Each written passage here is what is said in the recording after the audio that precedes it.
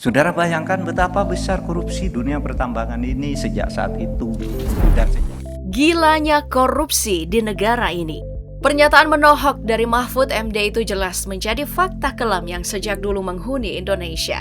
Mahfud MD selaku Menteri Koordinator Politik, Hukum, dan Keamanan atau Menko Polhukam mengungkapkan hal itu saat memberi sambutan dalam kegiatan sinkronisasi tata kelola pertambangan mineral utama, perspektif politik, hukum, dan keamanan di kawasan Tanah Abang, Jakarta Pusat pada 21 Maret 2023. Tanah air kita ini memang sudah lekat dengan masalah korupsi yang tak kunjung membaik. Menurut Mahfud MD, maraknya kasus korupsi di Indonesia terjadi di berbagai sektor, entah di pertambangan, kehutanan, perikanan, bahkan di pertanian. Kasus korupsi tidak dapat terelakkan. Akan ada saja kasus korupsi setiap tahunnya, bukan hanya sampai hitungan beberapa bulan. KPK pasti sudah mengungkap kasus terbaru yang dilakukan oleh pejabat ini, pejabat itu, semuanya korupsi. Namun di sini kita bukan hanya akan membahas soal korupsi, akan tetapi mengungkap berbagai pernyataan-pernyataan sakti yang pernah diucapkan Mahfud MD yang memang benar adanya. Pria berusia 66 tahun ini salah satu sosok terkenal yang juga kontroversial.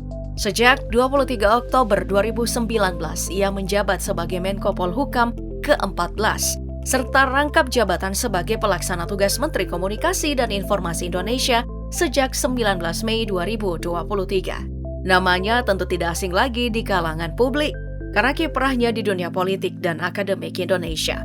Sosok Mahfud MD nyatanya juga seorang aktivis, hakim, dan penulis yang telah menerbitkan beberapa judul buku seperti Politik Hukum Indonesia, Pergulatan Politik Hukum Indonesia, Konstitusi Hukum, dan Kontroversi Isu, serta masih banyak lagi buku-buku beliau lainnya yang bisa ditemui di perpustakaan dan toko-toko buku terdekat.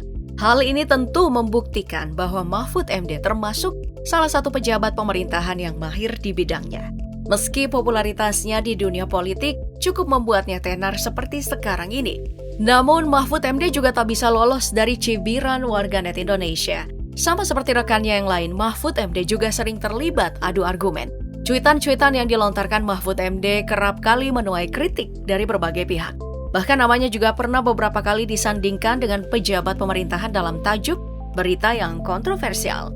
Saking seringnya terlibat masalah, kisahnya yang kontroversial saat ia masih menjabat sebagai Ketua Mahkamah Konstitusi Republik Indonesia kedua, itu pernah dimuat dalam buku berjudul Kontroversi Mahfud MD.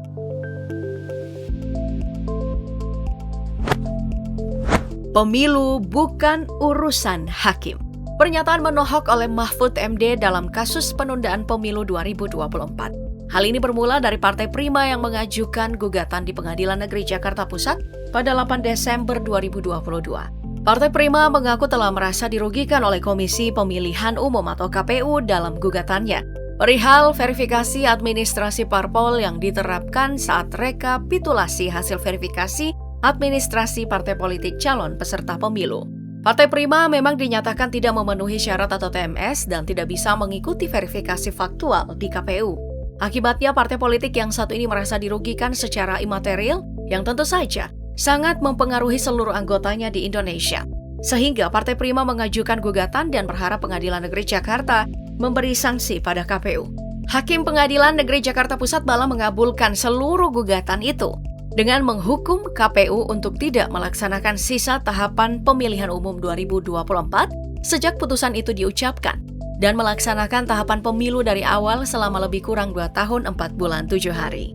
Tak berhenti sampai di situ, putusan Pengadilan Negeri Jakarta mengenai penundaan pemilu 2024 tentu ditentang oleh banyak pihak. Salah satunya Mahfud MD yang secara terang-terangan mendorong KPU agar melawan putusan Pengadilan Negeri Jakarta Pusat itu.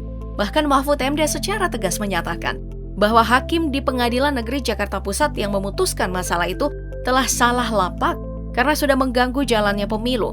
Mahfud MD juga tak segan-segan mengatai hakim itu sebenarnya tahu aturan atau tidak, karena sudah jelas-jelas pemilu tidak ada hubungannya dengan pengadilan negeri. Menurut Mahfud MD, sejak awal pemilu memang bukan wewenang pengadilan negeri untuk mengambil keputusan. Apalagi sudah ada jadwal dan hasil pemilu yang tentu urusannya sama Mahkamah Konstitusi atau MK. Adapun proses awal pemilu ya diurus sama Pengadilan Tata Usaha Negara atau PT UN dan Badan Pengawas Pemilu atau Bawaslu. Jadi walaupun KPU ingin melawan putusan Pengadilan Negeri Jakarta Pusat karena masalah itu, pasti akan didukung oleh rakyat karena sedari awal memang sudah salah masuk. Ada juga salah satu masalah yang sempat menggegerkan publik. Datang dari persoalan Jusuf Hamka yang menagih hutang kepada negara atas perusahaan PT Citra Marga Nusapala Persada Tbk atau CMNP. Mahfud MD kembali menyita perhatian karena membuat pernyataan khusus terkait persoalan itu.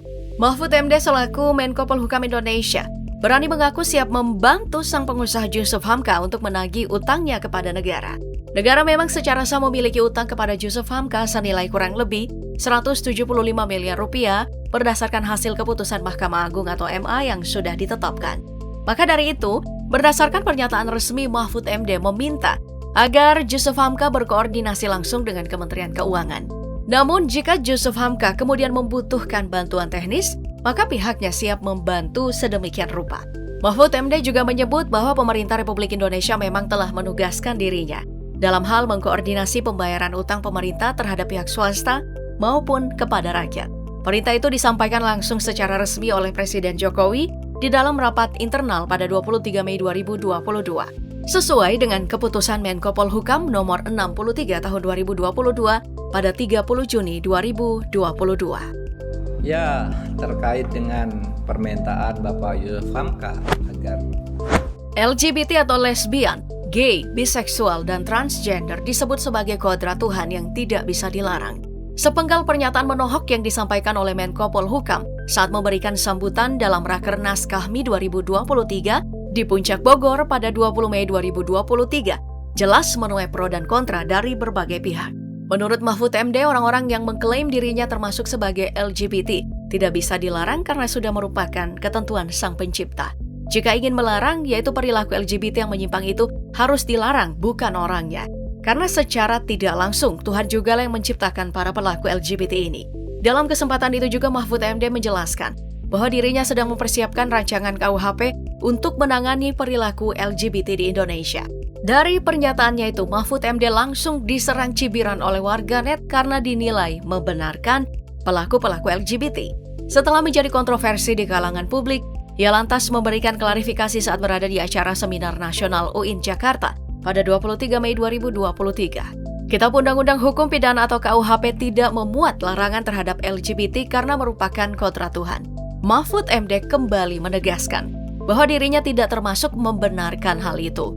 Karena sudah dimuat dalam undang-undang, berarti yang mengatakan LGBT kodrat Tuhan adalah DPR. Namun pemberitaan di media sudah terlanjur mengklaim bahwa Mahfud MD mewajarkan orang-orang LGBT. Isu LGBT memang selalu menjadi topik hangat untuk dibahas di negara manapun. Faktanya, banyak negara yang membenarkan perilaku menyimpang itu sebagai bagian dari hak asasi manusia. Apalagi di Indonesia, LGBT baru-baru ini tengah ramai diperbincangkan setelah pemberitaan konser Coldplay yang diboikot karena terkait mendukung gerakan LGBT.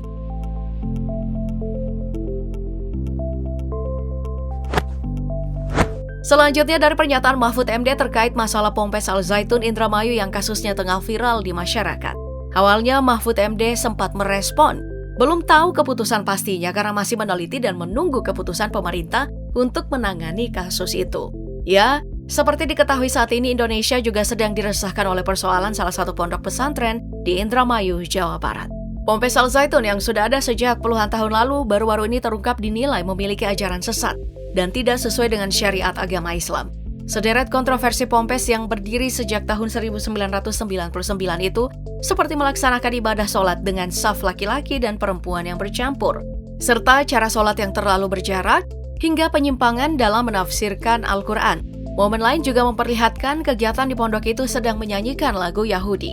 Ada pula ajaran-ajaran menyimpang lainnya seperti Al Zaitun diduga memaksa para santrinya membayar yuran dengan jumlah yang tidak masuk akal. Santri yang tinggal di kota dipaksa membayar sekitar 12 miliar rupiah, sementara bagi santri yang tinggal di desa nominalnya sekitar 5 miliar rupiah per orang. Mirisnya bagi santri yang tidak bisa membayar infak di Ponpes Al Zaitun, maka bisa melakukan cara lain seperti menjual diri di Ponpes itu. Serta masih banyak lagi kejanggalan yang dinilai melenceng dari hukum agama Islam. Mahfud MD juga tidak tinggal diam dalam menghadapi persoalan Ponpes itu. Ia mengatakan ada 3 masalah yang diduga terjadi di Ponpes Al Zaitun Indramayu, mulai dari masalah pendidikan, pidana, dan politik. Dugaan tindak pidana memang sangat jelas terjadi karena sudah diidentifikasi dan selanjutnya tinggal menunggu pihak berwajib dalam meminta keterangan atau klarifikasi. Sementara untuk masalah administrasi, Mahfud MD memastikan Ponpes Al Zaitun dalam naungan Yayasan Pendidikan Islam atau YPI akan dikenai sanksi berat nantinya. Mengenai masalah keamanan, Mahfud MD juga telah mengkoordinasikan masalah itu dengan Gubernur Jawa Barat Ridwan Kamil.